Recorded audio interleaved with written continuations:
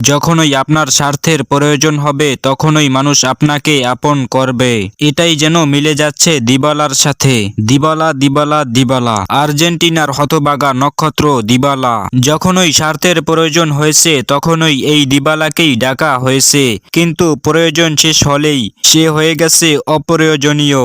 রোমার সঙ্গে পাওলো দিবালার চুক্তি প্রায় শেষের পথে, এবং বাস্তবতা হলো রোমা আর তাকে ধরে রাখতে আগ্রহী নয়। যেই রোমার জন্য দিবালা সৌদির কোটি কোটি টাকার প্রস্তাব ফিরিয়ে দিয়েছিল, তাকেই এখন দলে রাখতে চায় না।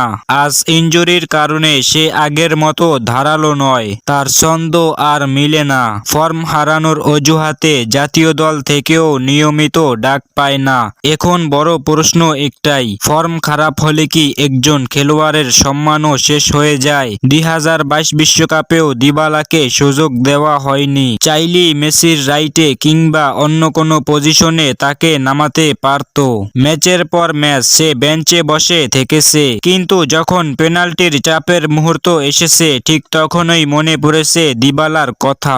দিবালা তখনও কাউকে হতাশ করেনি, চাপের মধ্যে নেমে এসে নিজের দায়িত্ব নিখুঁতভাবে পালন করেছে।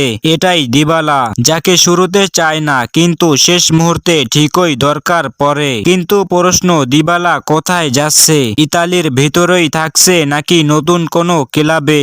নাকি সৌদি লীগ তার জন্য আবারও নতুন দরজা খুলবে?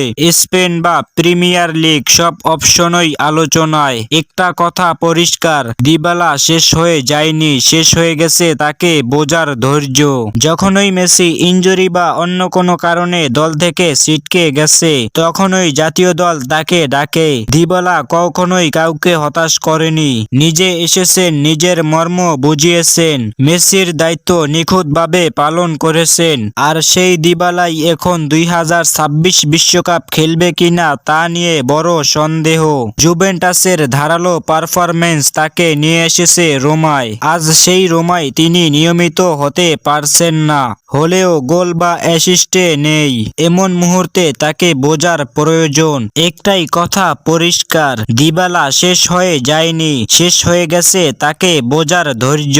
ফুটবল অনেক সময় নির্মম হয়, আর পাওলো দিবালা তার সবচেয়ে বড় উদাহরণ।